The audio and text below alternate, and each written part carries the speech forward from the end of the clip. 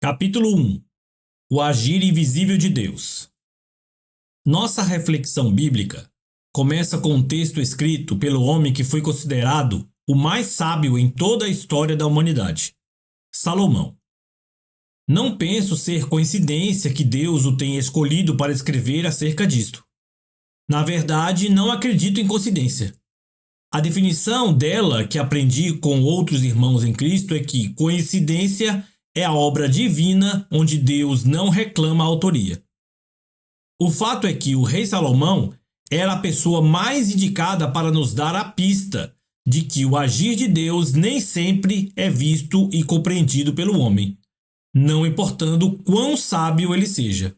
Observe. Assim como tu não sabes qual o caminho do vento, nem como se formam os ossos no ventre da mulher grávida, assim também não sabes as obras de Deus, que faz todas as coisas. Eclesiastes capítulo 11, versículo 5. Três coisas são mencionadas como algo que não sabemos: o caminho do vento, a formação dos ossos de uma criança ainda no ventre materno e o agir de Deus. Na verdade, com a expressão não sabes, entendemos que o escritor falava de coisas que não vemos. Podemos saber o caminho do vento através do balançar das folhas de uma árvore, pelas evidências de que ele sopra, mas nunca pode ser visível aos nossos olhos. O caminho do vento em si é algo oculto à nossa visão. Ocorre fora do alcance da vista dos olhos. Semelhantemente, a formação óssea de um bebê ocorre fora da vista de nossos olhos. Não podemos ver como ela se dá. Creio que a expressão não sabes que o rei sábio usou estava apontando para o que não vemos. Senão nem contemporânea seria esta afirmação, pois hoje a ciência tem trazido uma perfeita explicação da formação óssea do feto. Podemos saber, mas continuamos impedidos de ver. Lembro-me que durante a gravidez dos nossos 2 filhos, minha esposa e eu, fizemos algumas ecografias e podemos ver a formação física do Israel e da Lissa, mesmo antes deles nascerem. Contudo, mesmo com todos esses recursos da ciência moderna, a formação óssea do feto, e não falando da certeza que isso ocorre e nem de como ocorre, mas sim do processo, encontra-se fora da vista dos nossos olhos. É algo semelhante ao caminho do vento. Sabemos que ocorre e até temos evidências disso, mas é oculto aos nossos olhos, o que nos leva a defini-lo como invisível. Com o agir de Deus não é diferente. O texto bíblico diz que Deus age em todas as coisas. Depois, o versículo nos deixa claro que as 2 menções anteriores das coisas ocultas aos nossos olhos eram apenas um paralelo que ilustra o agir divino. Deus age sempre e em todas as coisas, porém, nem sempre este agir será visível aos nossos olhos, pois o que o caracteriza é esta sua definição bíblica de que é invisível. Em nossos dias, tenho visto o prejuízo da falta de conhecimento deste princípio e também da falta de temor de Deus. Como pastor, ouço pessoas dizendo coisas absurdas como: eu já coloquei Deus na parede. Se em tanto tempo ele não me atender, eu... Dá vontade de dizer para alguns: você o quê? Que ameaça é esta? Se ele não fizer o que você quer, você faz o quê? Dá as costas para o Senhor e vai para o inferno? Quais são suas opções? É incrível a falta de respeito com o qual muitos se dirigem a Deus. Os papéis andam trocados. Pelo comportamento dessas pessoas, parece até que Deus já não é mais Senhor, mas simplesmente um secretário. Está errado. Quem está na condição de servo somos nós, e não ele. Há o ensino bíblico da fé, e eu creio nele, pois, afinal de contas, o que é bíblico é o conselho de Deus e ponto final. Creio no que Jesus ensinou sobre falar à montanha. Creio em dar ordens aos problemas e obstáculos para que se movam das nossas vidas e sejam lançados no mar. Contudo, é um absurdo confundir as coisas e achar que podemos dar ordens para Deus. Ninguém dá ordens a Deus. Diante dele, todos devem se calar. Ele é soberano. Ele é santo. Ele é Deus. Ele é todo o suficiente. Faz o que quer, como quer, quando quer. A igreja precisa reaprender isso. Sei que há promessas e princípios bíblicos que já são uma revelação da vontade divina e que, em situações onde eles podem ser indiscutivelmente aplicados, não precisamos orar para descobrir qual é a vontade do Senhor e o que Ele quer fazer. Mas, quando já sabemos o que Ele quer fazer, nem sempre poderemos entender como Ele vai fazer o que quer, ou mesmo quando isso se dará. A forma de agir de Deus nunca foi e nunca será previsível. O homem não pode compreender o agir de Deus com sua mente e raciocínio, pois a operação de Deus está muito acima do nosso entendimento. Quando Salomão mencionou o agir invisível de Deus, não disse que o Senhor deixa de agir nas circunstâncias onde parece ausente, mas sim que nós não podemos ver sua operação. Não se trata de Deus deixar de agir, mas sim de fazê-lo de tal forma que nós não o vemos em ação. Em lugar algum da Bíblia nos é apresentada uma ação divina padronizada. Não vemos o Senhor lidando com as pessoas por atacado. Seu agir em nossas vidas é pessoal. Cada pessoa e cada situação é tratada por Deus com carinho e criatividade. Há um agir personalizado, e isso é inegável. Mesmo nas guerras e batalhas, acontecimentos muito comuns e repetidos nas páginas do Velho Testamento, nunca vemos duas intervenções divinas que sejam iguais. Para cada situação, houve uma intervenção diferente, embora os resultados finais fossem similares. O que concluímos é que, mesmo quando a vontade expressa de Deus era livrar seu povo das mãos do inimigo, a forma como ele faria era sempre um mistério. Ou seja, mesmo quando sabemos o que ele quer fazer, não podemos saber como irá fazê-lo. O que necessitamos, então, é parar de achar que Deus nos deva a satisfação do seu agir. Ele age sempre em todas as coisas, circunstâncias.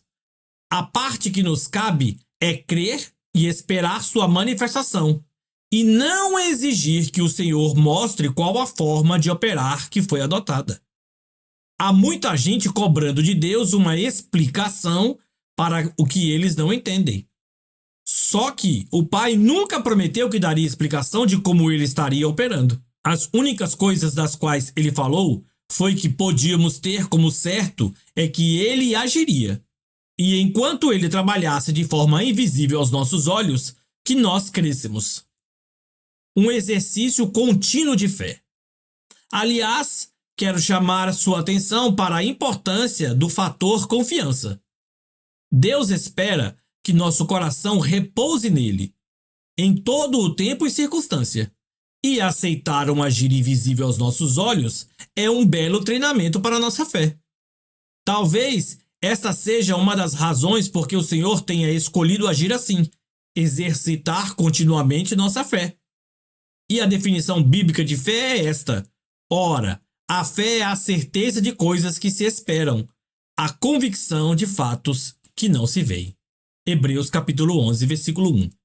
Crer no agir de Deus é ter a convicção de algo que não se vê.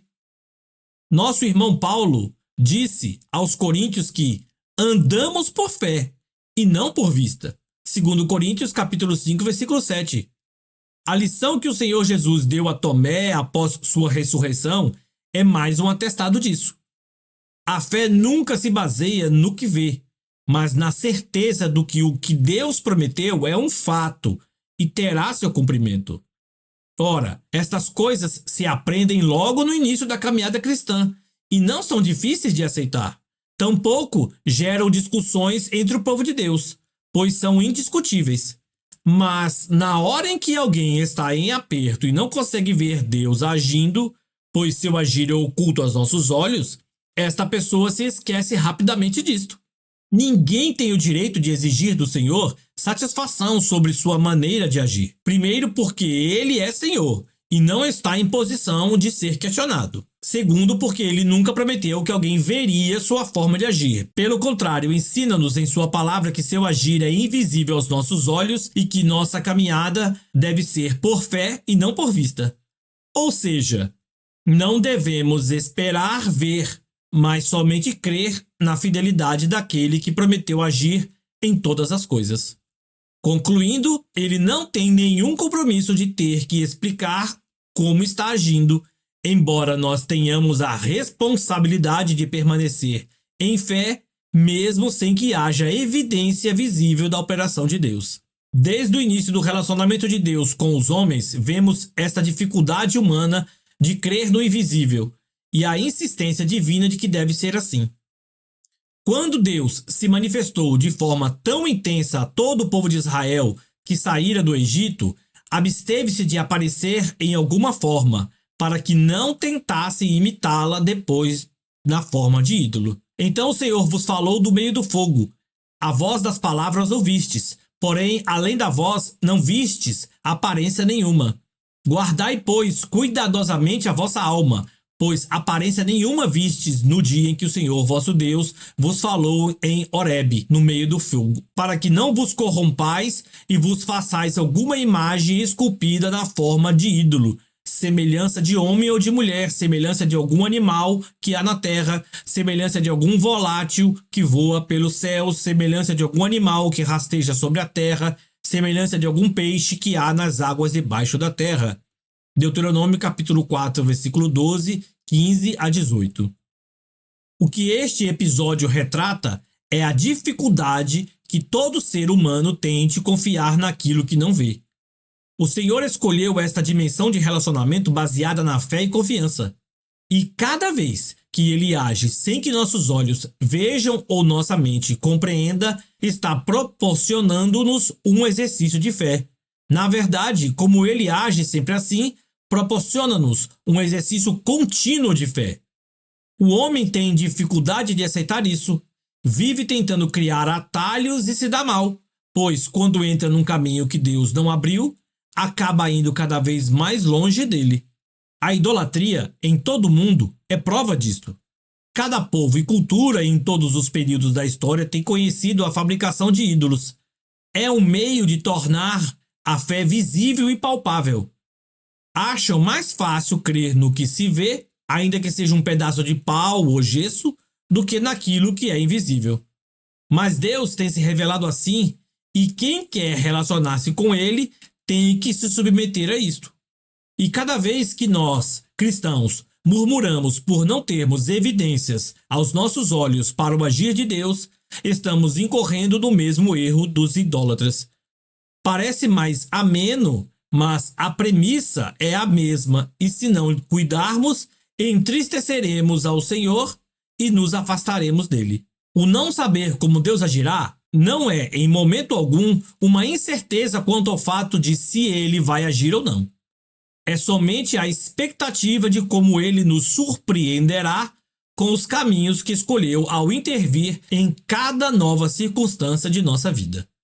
Devemos depender inteiramente do Senhor e aprender a exercitar continuamente nossa fé.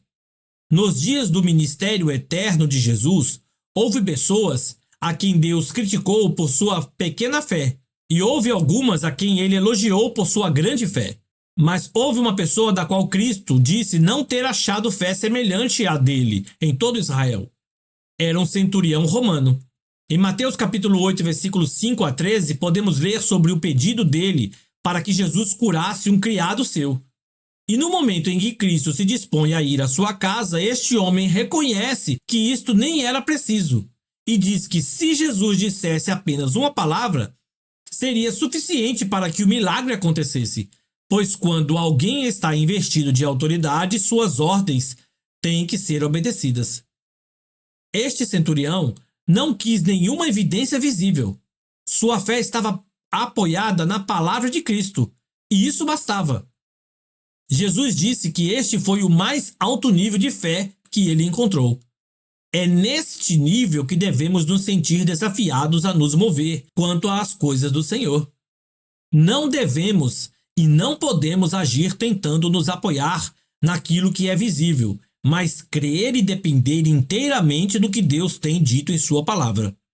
E à medida que procedemos assim, exercitamos nossa fé.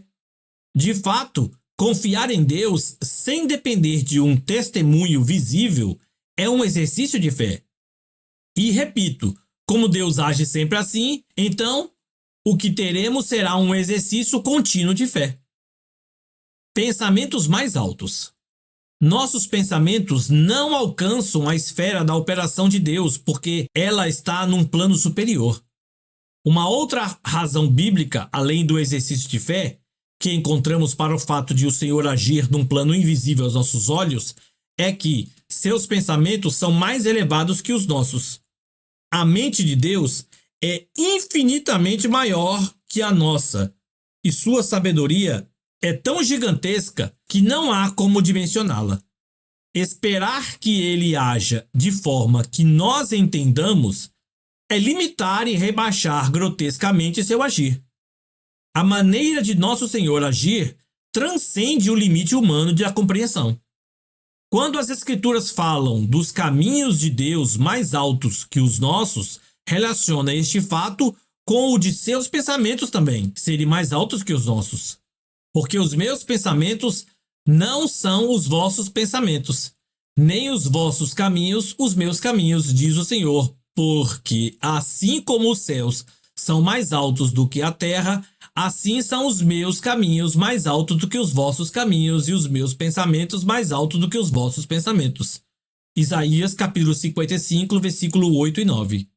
Podemos afirmar com toda certeza que o fato de Deus agir por caminhos mais altos, e isto deriva-se do fato de seus pensamentos também serem mais altos, deve-se à sua infinita capacidade de gerenciar todas as coisas. Quando pensamos na resposta para nossos problemas, nossa mente limitada e egoísta só pensa no problema. Mas quando Deus pensa na resposta para nosso problema, vai além, muito além. Ele consegue propor respostas que não se limitem só ao momento e consequência, mas que toquem a causa do problema e tenham também o poder de continuar agindo em nós quando o que considerávamos problema já não estiver mais presente.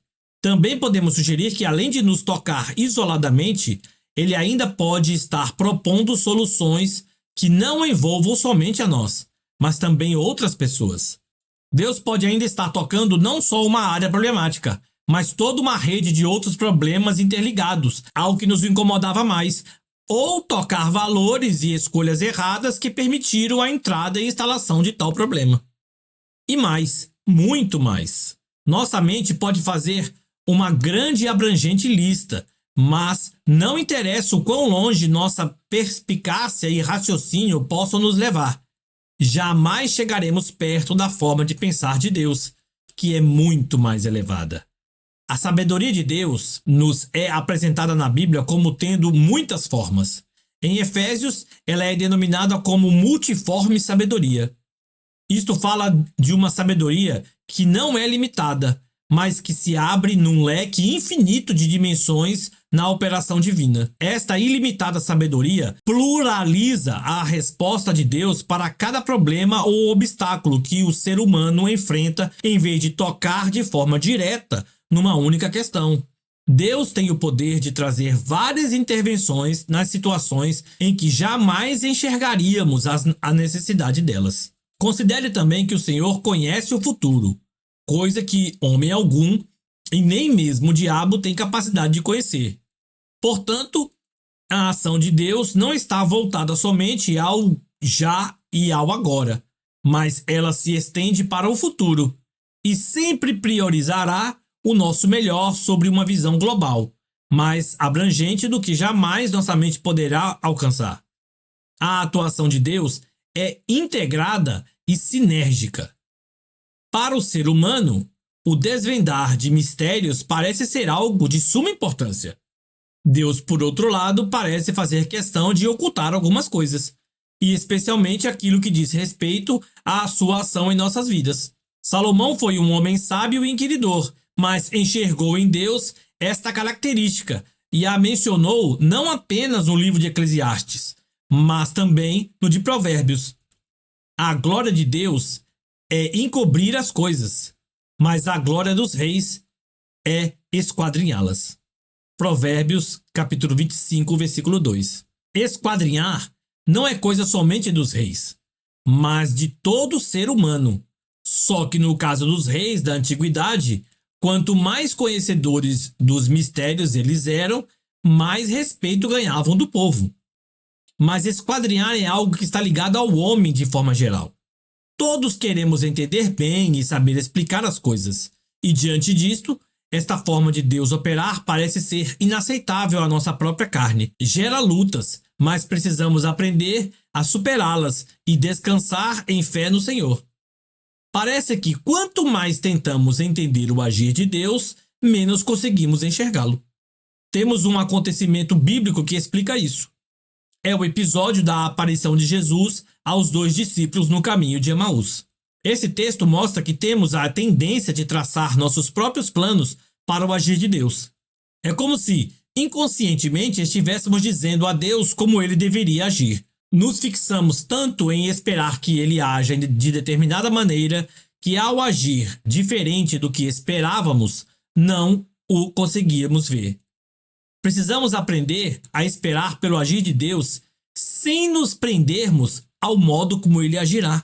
Esperávamos que fosse. Este episódio se deu após a morte e ressurreição de Jesus, quando 2 discípulos caminhavam tristes para Emaús, não sabendo que Cristo havia ressuscitado.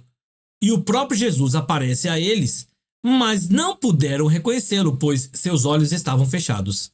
Naquele mesmo dia, 2 deles estavam de caminho para uma aldeia chamada Emaús, distante de Jerusalém, 60 estádios, e iam conversando a respeito de todas as coisas sucedidas. Aconteceu que, enquanto conversavam e discutiam, o próprio Jesus se aproximou e ia com eles. Os seus olhos, porém, estavam como impedidos de reconhecer. Lucas capítulo 24, versículos 13 a 16. Repare que o texto diz que os olhos deles estavam impedidos de reconhecê-lo. Não sei se você já parou para pensar por que estavam impedidos, mas eu já. Durante muito tempo, eu achei que Jesus não quis que eles o reconhecessem, ou que ele talvez estivesse diferente depois da ressurreição. Mas o fato é que não ocorreu nem uma coisa e nem outra. Diferente, Jesus não estava. Pois quando apareceu ao restante dos discípulos, ele mostra até mesmo as cicatrizes da ferida que lhe fizeram ao lado, como também as dos cravos nas mãos e nos pés. O corpo ressuscitado era o mesmo em sua aparência. A continuação do texto nos mostra porque eles não podiam ver que era Jesus.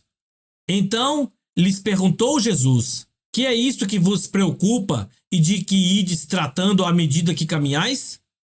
E eles pararam entristecidos. Um, porém, chamado Cleopas, respondeu dizendo: és o único porventura que, tendo estado em Jerusalém, ignoras as ocorrências destes últimos dias? Ele lhes perguntou: quais? E explicaram o que aconteceu a Jesus, o Nazareno, que era varão, profeta, poderoso em obras e palavras diante de Deus e de todo o povo, e como os principais sacerdotes e as nossas autoridades o entregaram para ser condenado à morte e o crucificaram. Ora, nós esperávamos que fosse ele quem havia de redimir a Israel. Mas depois de tudo isso, é já este o 3º dia desde que tais coisas sucederam. Lucas capítulo 24, versículos 17 a 21. Os 2 discípulos estavam tristes e abatidos, e Cristo se faz de alheio e lhes pergunta por que estavam com o semblante daquele jeito. Na resposta que dão, percebemos que eles tinham uma expectativa com relação a Jesus e que a crucificação tinha arrebentado com ela. Os judeus, em geral, esperavam um Messias que se manifestaria como um general de guerra e que os livraria do domínio dos romanos para estabelecer seu próprio reino. É por isso que Tiago e João pediram, numa certa ocasião, que quando Cristo se assentasse no trono de sua glória, que eles pudessem assentar-se um à direita e outro à esquerda dele. Imaginavam um reino físico e ao lado do rei queriam ser ministros da fazenda e do planejamento. Cleopas e seu companheiro demonstraram claramente sua frustração ao concluírem com estas palavras: esperávamos que fosse ele quem havia de redimir a Israel, mas depois de tudo isso, é já este o terceiro dia desde que tais coisas sucederam. O que eles estavam dizendo? Que achavam que através dele viria a redenção física de Israel. Mas já fazia 3 dias que ele havia sido morto, ou seja, esperavam que fosse ele, mas não foi.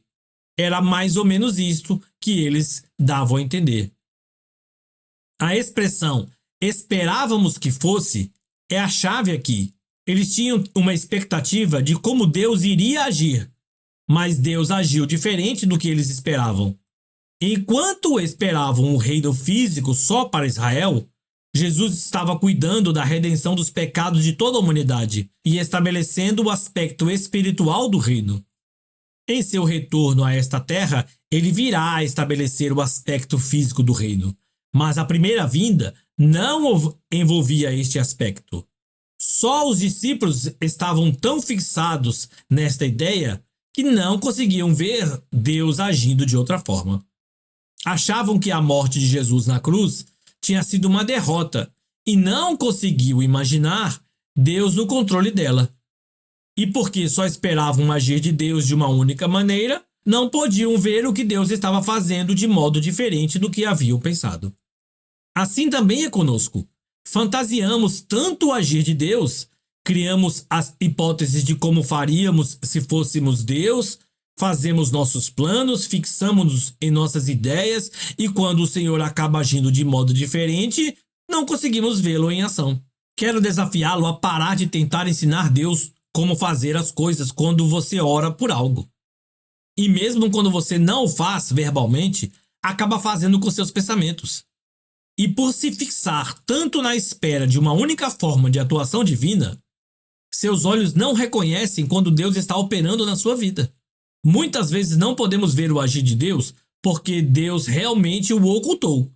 Mas há momentos em que nós nos excluímos da possibilidade de ver porque ficamos presos ao que esperávamos dele. Foi só depois que Jesus lhe explicou biblicamente o que devia acontecer com Cristo e demonstrou, pela sua conhecida forma de partir o pão, que era ele falando com eles, que os olhos deles se abriram. Pois agora já não mais esperavam o general de guerra, mas o Cristo crucificado e ressurreto. E quando começaram a esperar que Deus agisse exatamente como estava agindo, já não havia mais o que os impedisse de ver. Eu senti o mesmo que esses 2 discípulos sentiram. Nunca esperei que Deus pudesse agir em circunstâncias aparentemente negativas. Portanto, nos momentos em que ele estava agindo em minha vida de forma diferente da qual eu esperava, não podia ver que era ele. Uma espécie de cegueira espiritual estava sobre os meus olhos e não permitia que eu reconhecesse Deus comigo. Eram os conceitos errados e fantasiosos que eu mesmo cria de como deveria ser a ação de Deus naquele momento. Mas assim que o Senhor começou a me fazer entender a palavra e que havia maneiras diferentes dele agir, meus olhos se abriram e pude reconhecê-lo comigo nas horas em que não parecia que ele estivesse. E foi exatamente assim que se deu com os discípulos. E aconteceu que quando estavam à mesa, tomando ele o pão, abençoou, e tendo-o partido, lhes deu. Então se lhes abriram os olhos e o reconheceram, mas ele desapareceu da presença deles. Lucas capítulo 24, versículo 30 e 31. Em nossa ânsia de querer compreender tudo de forma racional, essa forma de agir de Deus não parece ser algo assim tão bom. Contudo, à medida que trazemos mais luz da palavra sobre esta forma divina de trabalho, percebemos quão linda e inspiradora ela é. O que inicialmente quero estabelecer, não explicar, é que isto é um princípio. O agir de Deus é invisível e está fora do alcance da nossa vista. E isso se deve a várias razões. Mencionamos a necessidade de andar pela fé. Falamos sobre os pensamentos de Deus serem mais altos e que não podemos compreender sua multiforme sabedoria e pluralidade das respostas que ele traz numa única circunstância.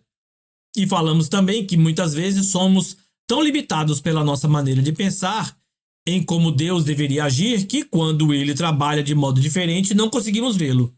Mas em tudo isso, o que mais quero destacar é a enorme e indizível diferença que há entre a nossa forma de pensar e a de Deus em uma multiforme e infinita sabedoria. Só que esta vantagem divina de pensamentos mais altos não é só sobre o homem, mas também sobre Satanás e seus demônios.